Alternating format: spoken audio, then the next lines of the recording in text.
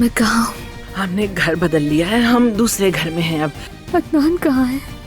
तुम कैसी हो मेरी जान? क्या हुआ था मुझे?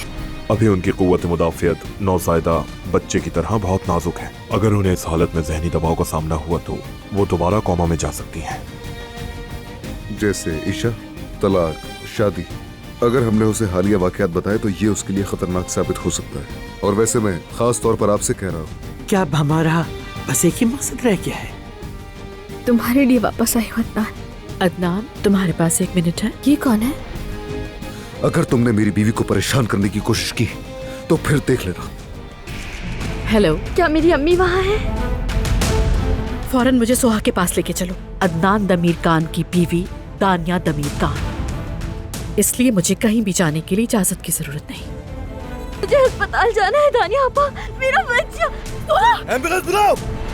अगर अभी मेरे बाबा को नहीं बुलाया तो मैं फौरन कूद जाऊंगी यहाँ से। मेरा इंतजार करो, मैं ऊपर आ रहा हूँ। पीछे हटो बेटा। ईशा, मुझे अभी अदनान के पास जाना है। आपको अंदाजा भी है आप कितने अरसे से कोमा में थी?